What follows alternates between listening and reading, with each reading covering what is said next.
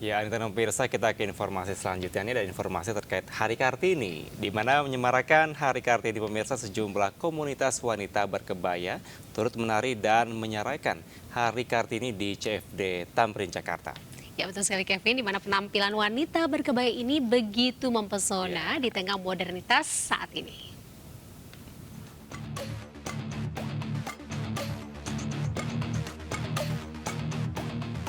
Komunitas perempuan berkebaya Indonesia dan kebaya menari merayakan Hari Kartini bersama di CFD Tamrin, Jakarta Pusat Minggu pagi. Perayaan ini sekaligus dalam rangka menyambut Hari Kebaya Nasional yang akan diperingati 24 Juli mendatang. Sejak pagi, ratusan kaum ibu ini melakukan persiapan dengan pawai dari Gedung Sarinah menuju Bundaran HI. Mereka datang dari wilayah sekitar Jakarta, Bogor, Tangerang, bahkan Eropa. Saat ini kebaya tengah diajukan ke UNESCO untuk dijadikan warisan budaya tak benda bersama 4 negara serumpun, yakni Malaysia, Singapura, Thailand, dan juga Brunei Darussalam. Karena Kartini itu adalah perempuan Indonesia yang dari dulu berjuang, sejak dia remaja dia sudah berjuang untuk kesetaraan gender antara laki-laki dan perempuan. Selalu berkebaya, karena itu ada yang namanya kebaya Kartini. Kebaya itu merupakan budaya yang shared culture yang sama, juga hidup di negara-negara Malaysia, Brunei Darussalam, Thailand, dan Singapura. Sehingga kita berkolaborasi dengan 4 negara itu untuk mengajukan kebaya sebagai warisan budaya tak benda. Kegiatan ini digelar untuk membangkitkan semangat baru bagi para perempuan Indonesia serta memotivasi generasi muda untuk bangga dan tidak malu berkebaya. Di Jakarta, Wenda Nura, Rizky Solehudin, Yudi Richard, iNews melaporkan. Kevin tadi di Jakarta, sekarang kita ke Jawa Timur ya. Jawa Timur ini terkenal dengan kepeduliannya terhadap dunia fashion tanah air hingga di mata dunia seperti Jember Fashion Week salah satunya. Ini tidak kalah menarik. Kali ini Kota Madiun menggelar peragaan busana kebaya bertema Kartini. Ya, benar sekali Anita, di mana tidak sekedar memperingati Hari Kartini. Peragaan busana kebaya ini turut mendapatkan penghargaan dari Museum Rekor Indonesia atau MURI karena gelar catwalk sepanjang lebih dari 1.000 meter.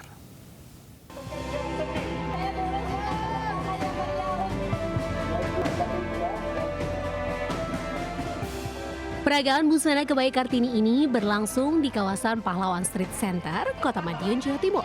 Dengan catwalk terpanjang di dunia tercatat di Museum Rekor Dunia Indonesia, MURI.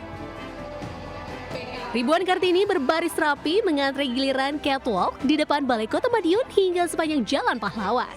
Peserta mulai dari pelajar, ibu-ibu PKK hingga peragawati profesional bersemangat saat berlenggak-lenggok di atas catwalk, menyemarakan peringatan Hari Kartini dengan kebaya khasnya masing-masing. Perwakilan representatif MURI, Sri Widayati mengatakan, MURI mencatat peragaan busana Kartini kali ini sebagai catwalk terpanjang di Indonesia bahkan dunia, sebagai rekor MURI yang ke-11.593. Dan hari ini kita kembali akan catat di MURI, yaitu peragaan busana kebaya Kartini dengan catwalk terpanjang 1.000 meter yang diusulkan, namun dari hasil verifikasi yang kami lakukan ternyata ada 1.009 meter. Ini kita bisa mendapatkan rekor MURI yang dibuat panjangnya 1 kilo lebih. Ini untuk hari ini. Tapi ribuan Kartini tentunya tidak hanya ditata gitu, tetapi ada catwalk yang dia bisa berjalan. Ini yang menarik, ini yang menjadi hiburan masyarakat, tontonan masyarakat.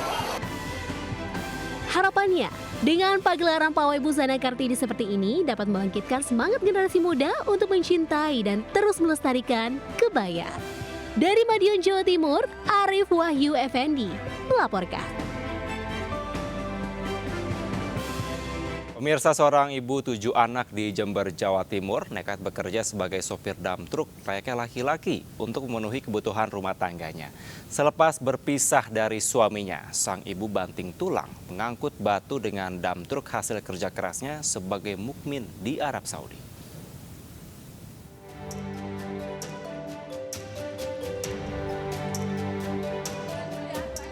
adalah Sarifah Firdaus. Warga Jalan Tidar, Jember ini sehari-hari bekerja sebagai sopir dump truck, sebagaimana profesi yang dijalani seorang laki-laki. Ibu dari 6 anak ini pun menanggalkan rasa gengsinya menjalani profesi yang keras demi tuntutan kebutuhan keluarga. Semula Sarifah bekerja sebagai mukimin di kota Jeddah, Arab Saudi, dan banyak membantu jemaah haji Indonesia. Namun karena permasalahan dengan suaminya, ia pun terpaksa berpisah dan memilih pulang ke kota Jember. Dari hasil kerja kerasnya sebagai mukimin, Sarifah pun membeli dump truck untuk mencari penghasilan. Betul, memang tidak ada sama sekali. Kalau di luar negeri itu banyak ya, driver wanita itu sudah biasa kita dengar dan tidak asing di telinga kita. Kalau di Indonesia itu asing. Kenapa nggak saya ambil peluang yang satu ini gitu? Dan kita alhamdulillah diterima. Meski seorang wanita, Sarifah kukuh menjalani pekerjaannya dan justru didukung oleh teman-temannya sesama sopir laki-laki untuk terus bersemangat. Jika ada orang iseng dan mengganggunya, sontak teman-teman sesama sopir pun justru membelanya. Di zaman era keterbukaan atau era pembangunan seperti ini, bagi Umi itu wanita dan laki-laki itu sejajar ya, sama ya. Yang penting kualitasnya itu apa, bidangnya itu apa, keahliannya itu apa, ya kita tonjolkan saja. Setiap hari, Sarifah membawa dump truknya untuk mengangkut batu maupun pasir kepada pemesan. Ia mengambil pasir atau batu di kawasan Kecamatan Mayang dan Pakusari, Jember, untuk selanjutnya dikirim ke pemesan di wilayah tapal kuda seperti Lumajang, Banyuwangi, Jember, dan Bondowoso. Meski hanya supir dump truck, Sarifah mengaku penghasilannya cukup untuk memenuhi kebutuhan hidup anak-anaknya dan dirinya. Kegigihan dan semangat pantang menyerah Sarifah dalam memenuhi kebutuhan keluarga menjadi pelajaran dan tauladan bagi kita semua. Dari Jember, Jawa Timur, Bambang Sugiarto, iNews melaporkan. Pemirsa, Menparekraf Sandiaga Uno membuka Road to Run for Independence Day 2024 di halaman depan Gedung Kementerian Pariwisata dan Ekonomi Kreatif, Jakarta. Dalam event ini, Menparekraf mengajak para perempuan Indonesia untuk bersemangat berkarya untuk tanah air.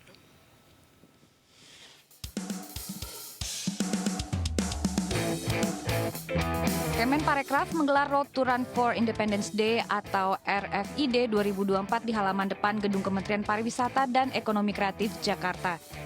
Acara yang diikuti para pegiat lari Jakarta ini sekaligus untuk memeriahkan perayaan Hari Kartini. RFID 2024 diharapkan bisa menginspirasi perempuan Indonesia ikut mengembangkan pariwisata berbasis olahraga di dalam negeri.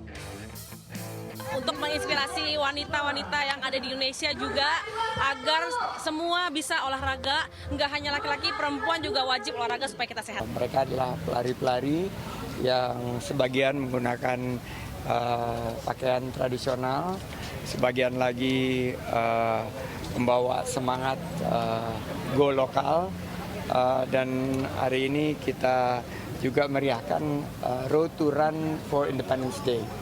Kita harapkan ini akan mendorong sports tourism yang potensinya mencapai 19 triliun rupiah. Road to Run for Independence Day merupakan kegiatan pra-event yang diselenggarakan jelang perayaan kemerdekaan ke-79 Republik Indonesia. Dari Jakarta, Fakih Satrio, iNews melaporkan. Ya, Anita dan pemirsa, apakah Anda bosan nih dengan olahan iga sapi yang itu-itu aja? Tak ada salahnya untuk mencicipi lempah kuning iga sapi pucuk kedondong khas Bangka Belitung, yang tentunya sangat menggugah selera. Ya, benar sekali Kevin, di mana olahan bercita rasa asam dan pedas ini dengan aroma khas pucuk kedondong sangat cocok untuk menu makan siang atau makan malam Anda. Berikut liputannya untuk Anda.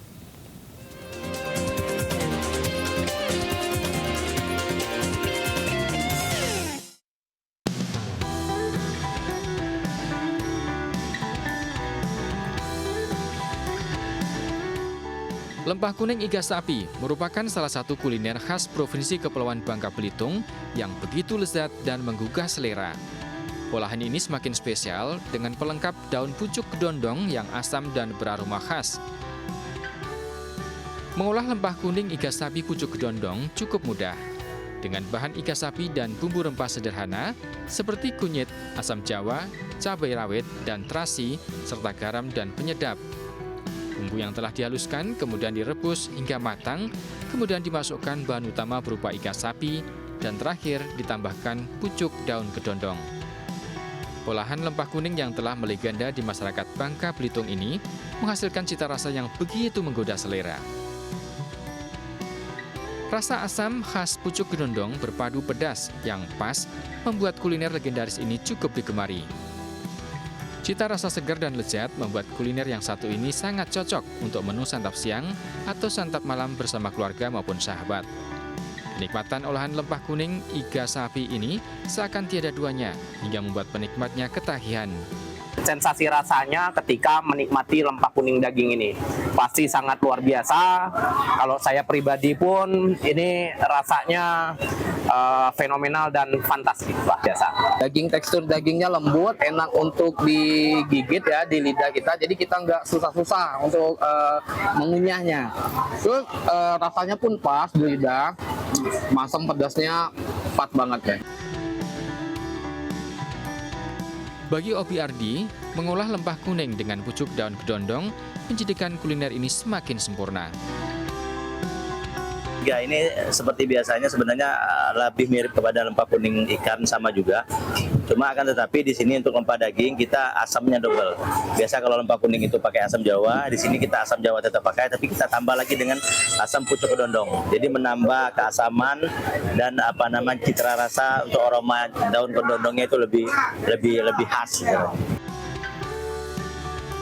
Nah, bagi Anda yang ingin menikmati olahan daging sapi yang segar dan nikmat, bisa mengolahnya dengan mudah di rumah Anda atau langsung berkunjung ke warung makan Bangka Belitung.